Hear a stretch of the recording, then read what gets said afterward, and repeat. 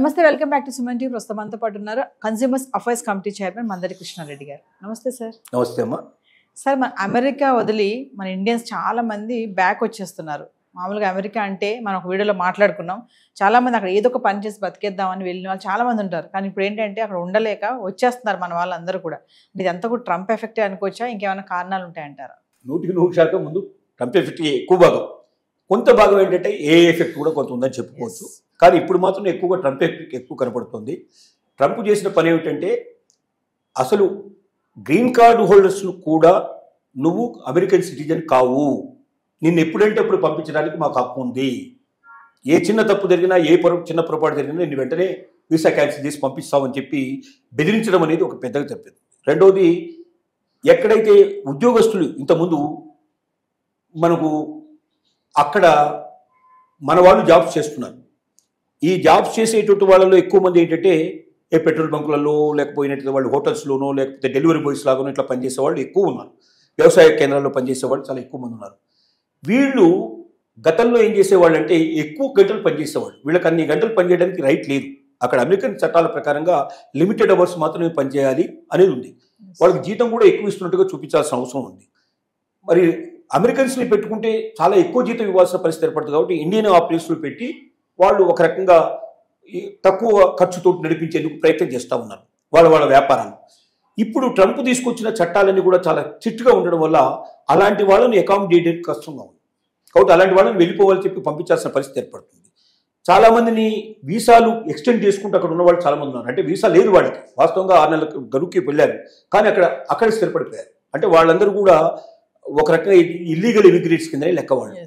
ఇప్పుడు ఇంతకుముందు పెద్దగా ఎవరు పట్టించుకోలేదు. ట్రంప్ కన్నా ముందు ఉన్నవాళ్ళు, బైడెన్ కానీ వాళ్ళు కానీ ఎవరు కానీ పట్టించుకున్న పరిస్థితిలో ఉంది. ఏదో వచ్చారు, ఒకసారి అమెరికా వచ్చారు, ఇక్కడ సెటిల్ అయ్యారు, ఏదో ఒక పని చేసుకొని బతుకుతున్నారు. ఇక్కడి వాళ్ళు కూడా చాలా అవసరం కదా అనే ఉద్దేశంతో దృక్పథంతో నడిచిపోయింది. కానీ ఇప్పుడు ట్రంప్ వచ్చిన తర్వాత అలాంటి వాళ్ళందరినీ ఏరి బయటకు పంపించేస్తున్నాడు. ఆయన పట్టుకొని బలవంతంగా సంకెళ్ళు వేసి పంపించేదానికన్నా మనంతరం మనం వెళితే చాలా బెటరు. అనవసరంగా ఇక్కడ ఉండి ఆ రకమైన అవమానంతో మనం వెళ్ళేదానికన్నా పోవడం చాలా మంచిది. ఎలాగో ట్రంప్ మనం బతకనీయడు, 3 ఏళ్ల పాటు వెతికి మనల్ని పట్టుకుంటాడు. తర్వాత కూడా ట్రంప్ మీద విపరీతంగా ఒక రకంగా అంటే 2 రకాలు ఉన్నాయి. వ్యాపారాలు నష్టపోవడం వల్ల కొంతమంది వ్యాపారస్తులు వ్యతిరేకమైనారు. తర్వాత విపరీతంగా ట్యాక్సెస్ వేయడం వల్ల కొంతమంది కస్టమర్స్ అంతా కూడా వ్యతిరేకమైనారు. కానీ మళ్ళీ ఇప్పుడు ఏమైందంటే ట్రంప్ రాజీపడి ఈ ట్యాక్సెస్ అనేటువంటి బాగా తగ్గించేసేసి అందరితో రాజీపడి వాళ్ళు మన దేశం మీద మన దిగుమతుల మీద కూడా వాళ్ళు అమెరికా నుంచి పంపించే వాటి మీద కూడా మనం ట్యాక్స్ తగ్గించేటట్టు చేసుకొని ఆ రకంగా బెనిఫిట్ ఉభయత్రం వచ్చేట్టుగా చేశాడు.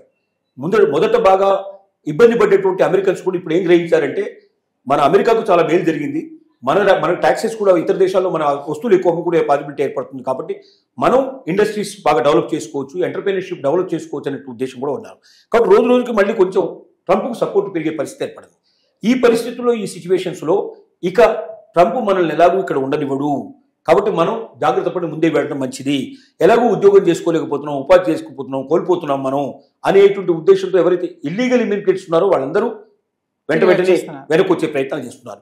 ఈవెన్ ఏ ఎఫెక్ట్ కూడా ఉండడం వల్ల ట్రంప్ కాకుండా ఆర్టిఫిషియల్ ఇంటెలిజెన్స్ కూడా కొంత పని చేస్తుంది. ఎందుకంటే ఇప్పుడు మనం చూస్తున్నాం అక్కడ మనిషి చేసే పనిని అది చేస్తుంది. ముఖ్యంగా భారతీయులు ఎందుకు కోరుకుంటున్నారంటే భారతీయుల్లో లీడర్షిప్ ఉంది, భారతీయులు ఎగ్జిక్యూటివ్ చేసేటువంటి అవకాశం ఉంది. ఇప్పుడు మనం చూస్తే పెద్ద పెద్ద కంపెనీలందరికీ భారతదేశం నుంచి వెళ్ళిన వాళ్ళు, ముఖ్యంగా సౌత్ ఇండియా నుంచి వెళ్ళిన వాళ్ళు హెడ్స్గా ఉన్నారు. పెద్ద పెద్ద కంపెనీస్కి అందరికీ మనకు మైక్రోసాఫ్ట్ చూసినా లేకపోతే ఇంకోటి చూసినా ప్రతి కంపెనీకి మన వాళ్ళు హెడ్స్గా ఉన్నారు. అంటే ఒక పెద్ద ఆర్గనైజేషన్ నడపగలిగేంత లీడర్షిప్ క్వాలిటీస్ మన దగ్గర ఉన్నాయి.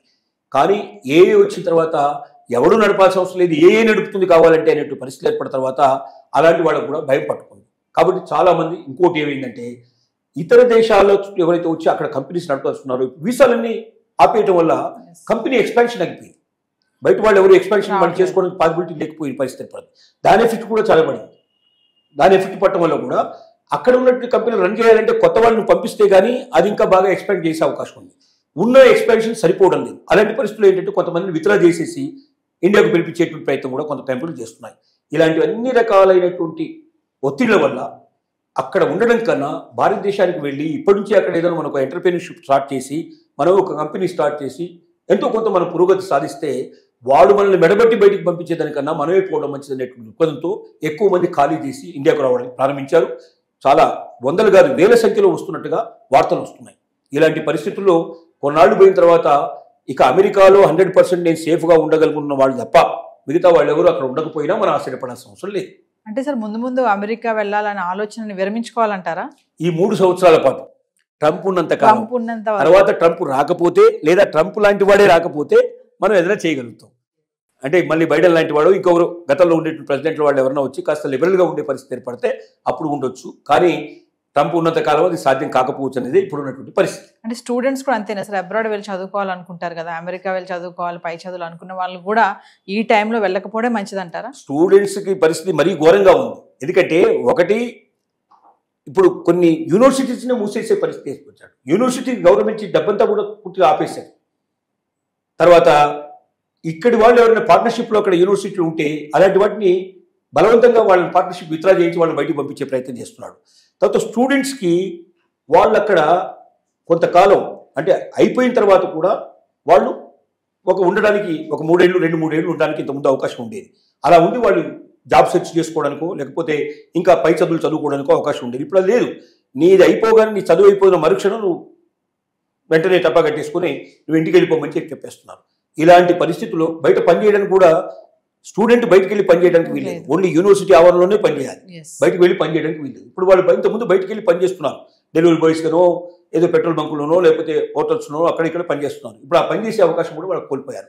అంటే ఇంటి దగ్గర నుంచి తెచ్చుకొని ఇక్కడ తింటే తప్ప బతకలేని పరిస్థితి. చాలామంది ఏంటంటే మనకు ఎంత ఖర్చు కావాలో ఎంత అక్కడికి రావడానికి కావాల్సినటువంటి దాంతో వరకు మనం ఏదో దీంట్లో తీసుకొని బ్యాంకులోనో అదో తీసుకొని మిడిల్ క్లాస్ వాళ్ళంతా అక్కడికి చేరారు.